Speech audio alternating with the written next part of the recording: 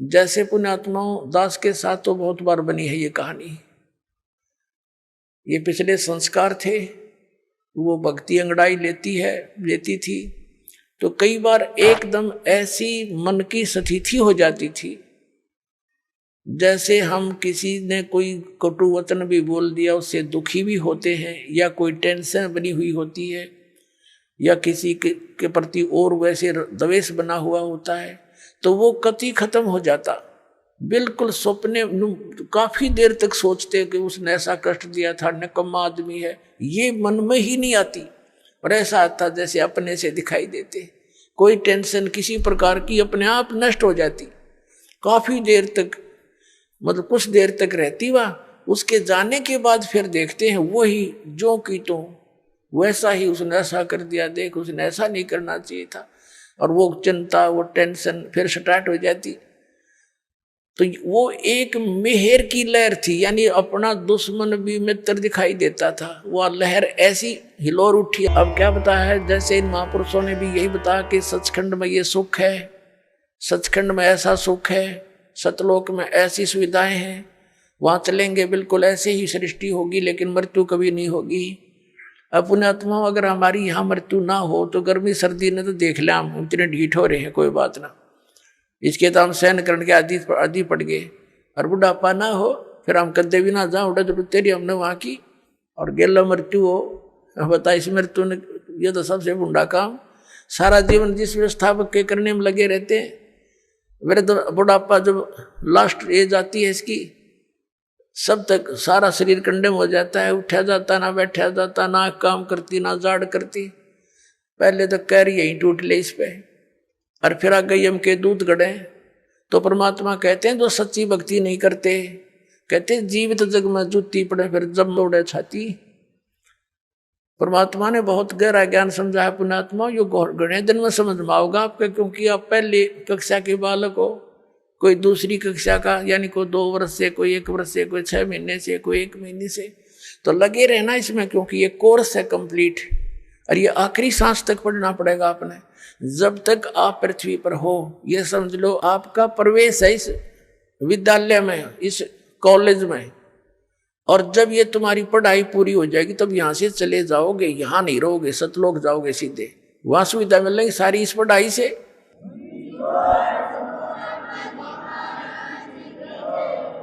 जैसे बच्चा college school पढ़ता है तो उस पढ़ाई का फल उसको वहाँ कॉलेज में नहीं मिलता। वहाँ को अगर कोई बकवाद करता है तो वो अपना जीवन नष्ट करता है, वहाँ सुविधा ले रहा है, पिक्चर देखे, अच्छे खाना खावर, दारू दूरू शराब पीवर, पढ़े नहीं।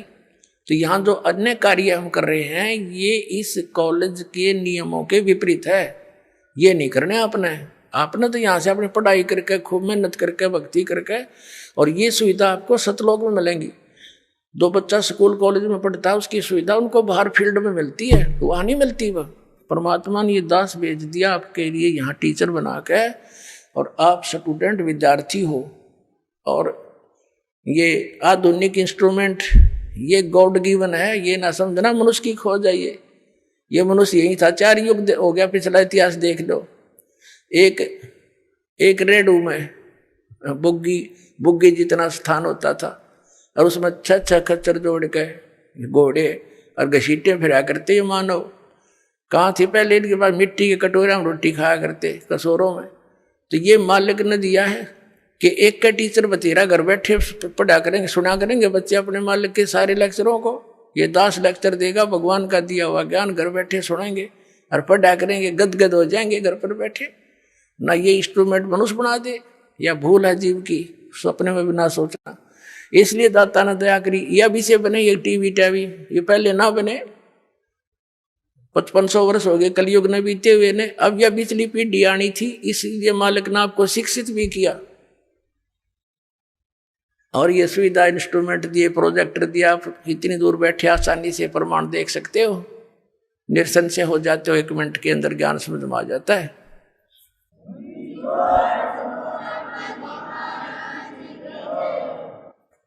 अब वो सतलोक कितना सुखदाई है।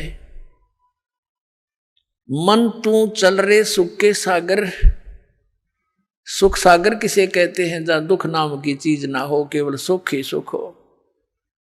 जैसे समुद्र में समुद्री जहाज 200 किलोमीटर चला जाता है, आज इधर उधर देखते हैं तो कोई वस्तु जल के अतिरिक्त दिखाई नहीं देती। जहां देखे वहां जल ही जल, जल ही जल, जल ही जल दिखाई देता है। इसी प्रकार सतलोक के अंदर बताया परमात्मा के ने, और साथ में उन महापुरुषों ने जिनको वो लेकर गए थे, गवाह बनाए, प्रत्यक्ष दृष्टा बनाए, उन्होंने बताया कि वो सुख सागर है, वहां कोई दुख नाम की वस्तु नहीं, कहीं पर भी शंखों लहर मेहर की उपजे और कहर नहीं जा कोई, दास गरीब अचल अविनाशी और सुख का सागर सोई। अब क्या बताते हैं गरीबदास साहिब जी, परमात्मा के प्रत्यक्ष दृष्टा, भगवान को देखकर, वहां के स्थान को देखकर। जैसे पुण्यात्माओं दास के साथ तो बहुत बार बनी है ये कहानी। ये पिछले संस्कार थे, वो भक्ति अंगड़ाई लेती थी, तो कई बार एकदम ऐसी मन की स्थिति हो जाती थी, जैसे हम किसी ने कोई कटु वचन भी बोल दिया उससे दुखी भी होते हैं, या कोई टेंशन बनी हुई होती है, या किसी के प्रति और वैसे द्वेष बना हुआ होता है, तो वो कति खत्म हो जाता। बिल्कुल सपने काफी देर तक सोचते कि उसने ऐसा कष्ट दिया था, निकम्मा आदमी है, ये मन में ही नहीं आती। और ऐसा आता जैसे अपने से दिखाई देते, कोई टेंशन किसी प्रकार की अपने आप नष्ट हो जाती। काफी देर तक, मतलब कुछ देर तक रहती वह, उसके जाने के बाद फिर देखते हैं वही जो की तो वैसा ही, उसने ऐसा कर दिया, देख उसने ऐसा नहीं करना चाहिए था, और वो चिंता, वो टेंशन फिर स्टार्ट हो जाती। तो वो एक मेहर की लहर थी, यानी अपना दुश्मन भी मित्र दिखाई देता था। वह लहर ऐसी हिलोर उठी अंदर तक, और उसके जाने के बाद फिर वो कर न्यू का न्यू, वो न्यू कर दिया, वो न्यू हो गया, ऐसा हो गया, फलाना हो गया, वो कैसे होगा।